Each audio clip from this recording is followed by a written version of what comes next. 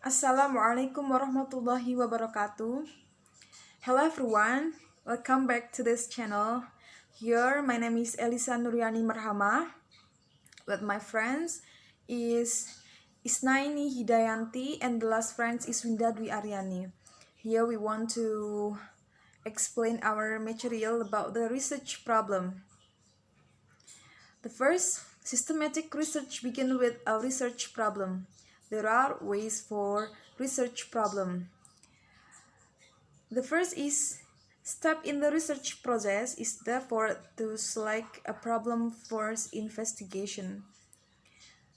The second is you should have knowledge or experience for answer question the research in area.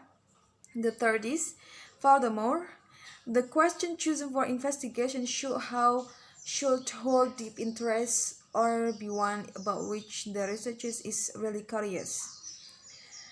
And the last is after having chosen the general area of investigation, the researchers then narrows it down to a specific statement of the research question. In this material, many types of this research problem. There is search of problems, and next is related literature, and then evaluating the problem, and number 4 is studying the research problem, and the last is identifying population and variables. Here I want to explain the first types. Okay, search of problems. Three important search for research problem are experience, deductions from theory, and related literature. Non-education search may also be useful. These search are appropriate in both quantitative and qualitative research. The first is experience. Experience is among the most fruitful searches for beginning researchers are their own experiences as educational practitioners. And the second is theories. Theories are a good search of problem for research. A theory may be defined as a set of interrelated statements, principles, and propositions that specify the relationship among variables. And the third is choosing a theory. Choosing a theory, not all theories are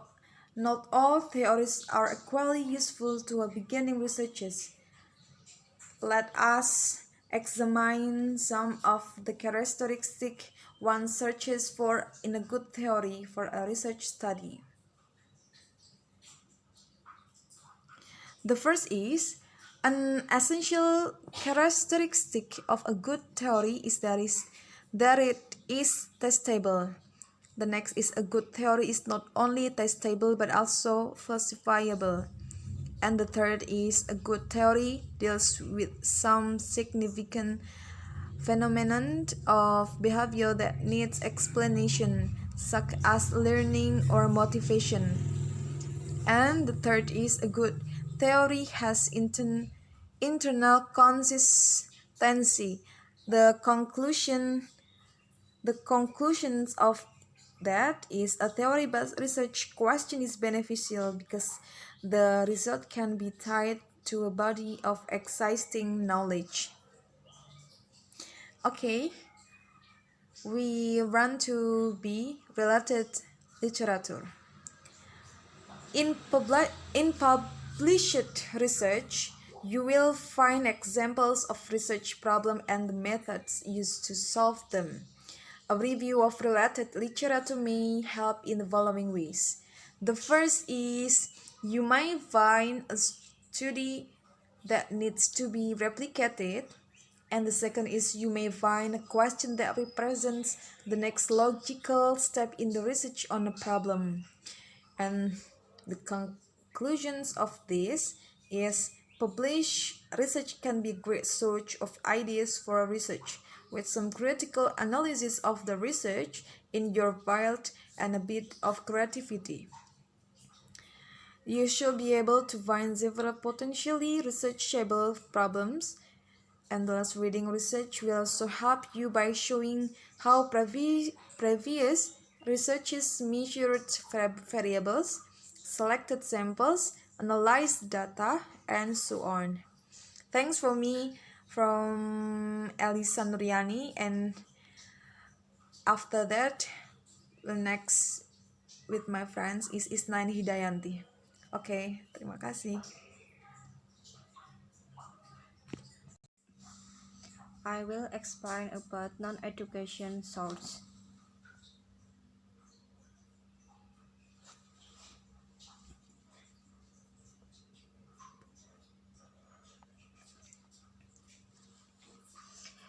You can adapt theory of procedure you encounter in other fields to apply education.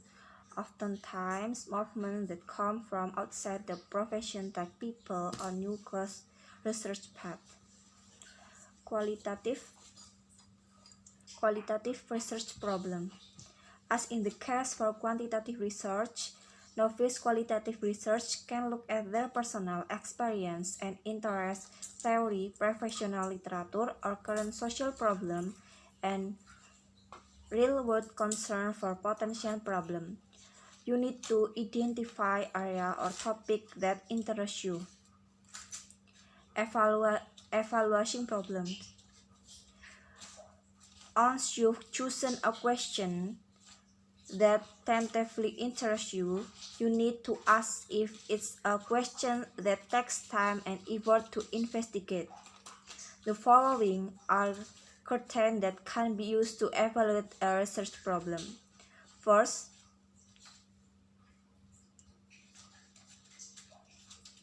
the problem must have a meaning.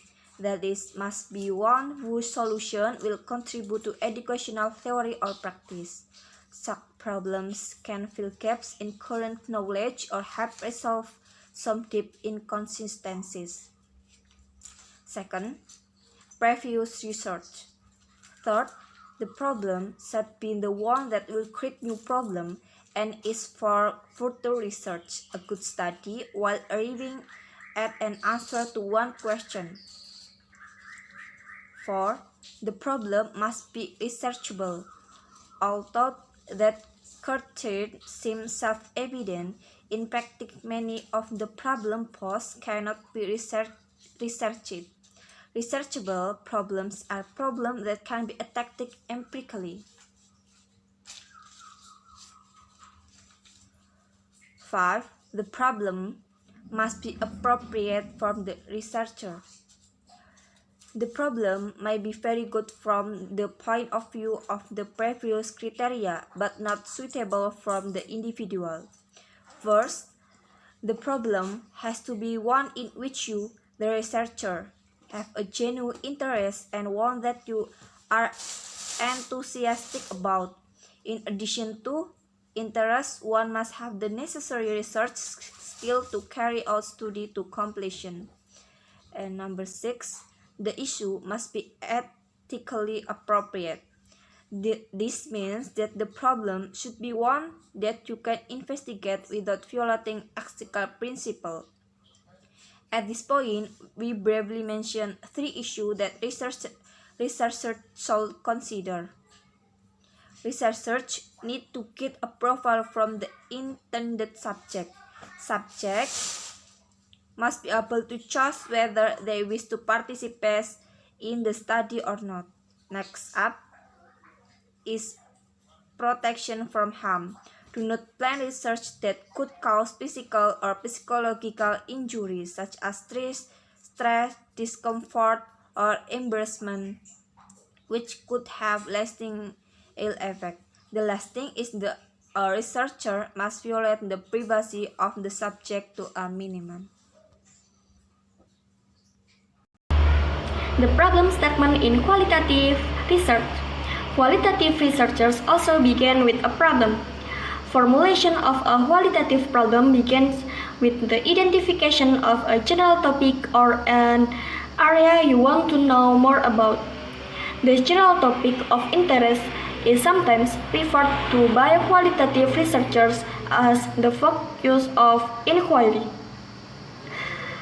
As the researchers gathers data and discovers new meanings, the general problem narrows to more specific topic and new questions may arise. For example, PIET 2007 conducted a qualitative study to learn about a rite of passage program for transitioning Black young people into adulthood. The program draws upon African traditional culture to impart values, improve self-concept, and develop cultural awareness.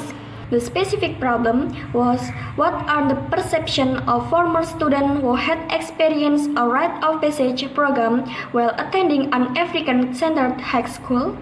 The finding suggests that the participants perceive the rite of passage as a community endeavor that facilitated their transition into adulthood.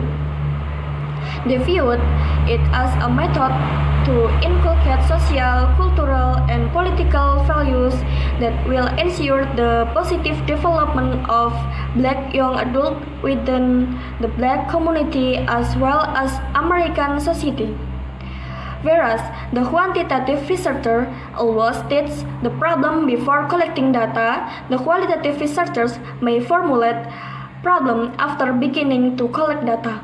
In fact, the researchers often does not present the final statement of the problem, which typically specifies the setting, subject, context, and aim of the study until he or she has collected at least some data.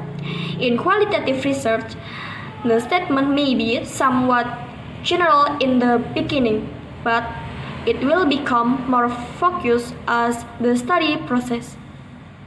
After exploring the sites, the people, and the situations, the researchers narrows the option and status the research problem more specifically. Identifying population and variable. A good strategy for shaping a full problem or a vague notion of what you want to investigate into a researchable problem is to think in terms of population and variable. For example, let us consider Miss Brooke, an elementary school principal whose question is, does individual tutoring by upgrade students have a positive effect on the reading achievement of younger below average readers? Having identified below average readers as the population in the original statement, Miss Burke should now ask herself if that is really the population she wants.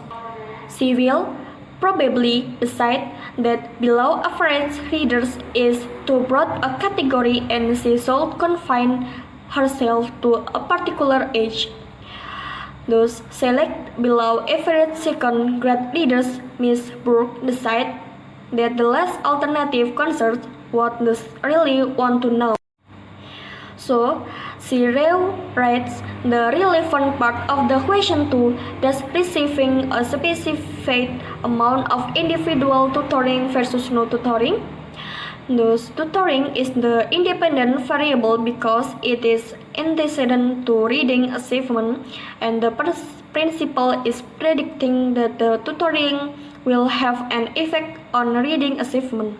The dependent variable, recall that the dependent variable is the outcome of interest, and the independent variable is hypothesized to influence the dependent variable.